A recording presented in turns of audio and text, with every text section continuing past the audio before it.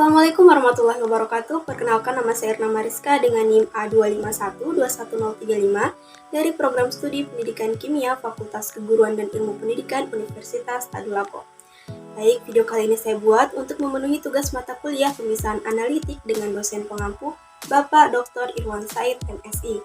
Di mana pada video kali ini saya akan menjelaskan tentang faktor-faktor yang mempengaruhi keberhasilan proses kromatografi gas atau KGC.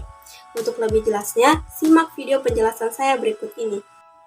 Oke, jadi pada anggota kelompok kami di sini terdiri dari 6 orang, yaitu ada Rodatul Jannah, Dinda Ulandaini, Irna Mariska saya sendiri, Nur Azizah, Zainab, dan Nurul Hajrawati Alwi. Adapun materi yang akan saya bahas yaitu tentang faktor yang menentukan keberhasilan pemisahan dengan kromatografi gas cair atau KGC, diantaranya ada retensi, efisiensi, selektivitas, resolusi, dan kapasitas cuplikan. Nah, jadi sebelum masuk ke materi, kita bahas dulu apa itu kromatografi gas. Jadi, kromatografi gas adalah teknik untuk mengukur komponen gas dari sampel cairan yang dilakukan dengan alat analisis yang disebut kromatografi gas. Sampel diinjeksikan ke dalam kromatograf dan diuapkan kemudian diangkut oleh aliran gas inert ke dalam tabung pemisah yang disebut kolom. Detektor di ujung kolom mengukur konsentrasi komponen yang dipisahkan saat keluar dari kolom. Faktor keberhasilan pemisahan kromatografi gas cair yang pertama ada waktu retensi atau biasa disebut dengan TR, di mana waktu retensi adalah waktu yang diperlukan suatu komponen keluar dari kolom setelah terjadi interaksi antara fase diam dan fase gerak. Nilai T0 adalah komponen yang tidak berinteraksi dengan fase diam seperti waktu pelarut. T0 tidak dianggap sebagai komponen campuran yang sedang dipisahkan. Dapat dilihat pada grafik di bawah ini bahwa senyawa yang dipisahkan memiliki waktu retensi yang berbeda-beda, sesuai dengan jenis senyawa yang dipisahkan. Nah, yang kedua ada efisiensi, di mana efisiensi merupakan tingkat efisien suatu pemisahan didasarkan pada puncak yang dihasilkan. Nilai efisiensi ini juga menentukan keberhasilan dari proses kromatografi, di mana semakin efisien maka proses kromatografi semakin baik. Nah, semakin lebar nilai puncak yang dihasilkan, maka pemisahan tidak efisien. Efisiensi dapat dijelaskan dengan teori plat N. Jumlah plat teori N, di mana persamaannya yaitu N sama dengan 4TR per W pangkat 2, W sama dengan lebar alas. Pemisahan yang baik jika nilai N besar. Dilihat dari persamaan, jika nilai N besar, maka nilai W kecil. Adapun cara untuk memperbesar nilai N, di mana memperpanjang kolom N yaitu panjang kolom, memperpanjang N untuk setiap satuan panjang kolom H. Adapun persamaannya yaitu H sama dengan L per N sama dengan L per 16 dikali W per TR pangkat 2. Nah, H di sini yaitu High Equivalent Theoretical Plate atau HETP.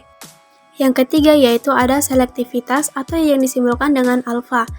Nah, selektivitas adalah perbandingan faktor kapasitas dua komponen campuran, ukuran keterpilihan dua komponen campuran yang dipisahkan, di mana persamaannya yaitu alfa sama dengan K2 per K1.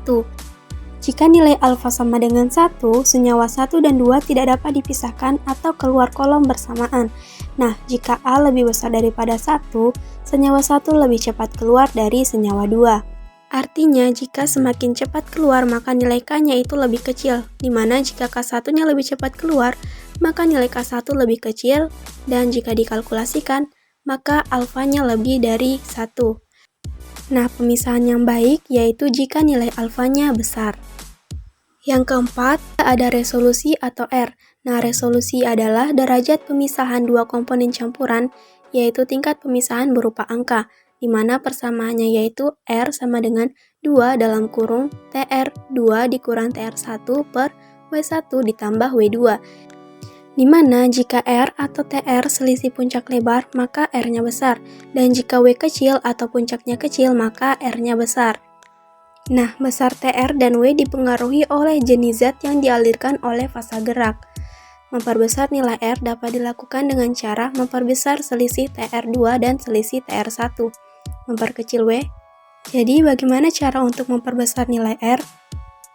Nah, jadi caranya yaitu memperbesar selisih TR1 dan TR2, meningkatkan panjang kolom L di mana pemisahannya semakin lama, meningkatkan jumlah fase diam di mana komponen lebih lama ditahan oleh fase diam.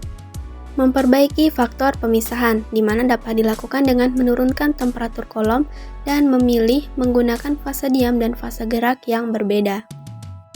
Adapun langkah untuk memperkecil nilai W yaitu menggunakan kolom dengan fase diam yang seragam atau menyusun fase diam dan kolom lebih sempurna menggunakan partikel yang lebih kecil.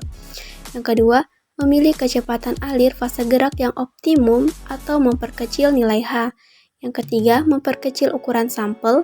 Yang keempat, memperkecil adanya dead space atau udara dalam fase diam dengan cara mengalirkan fase diam sebelum injeksi sampel. Yang keempat, memperkecil diameter kolom sehingga puncak tajam W-nya kecil. Yang kelima atau yang terakhir yaitu kapasitas yang biasa disimbolkan dengan K. Kapasitas adalah suatu ukuran kekuatan interaksi suatu komponen dengan fase diam.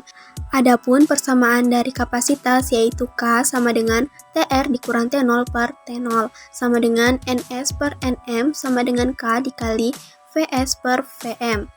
Nah, jika nilai K tinggi, maka makin kuat interaksi komponen dengan fase diam, dan begitu juga sebaliknya.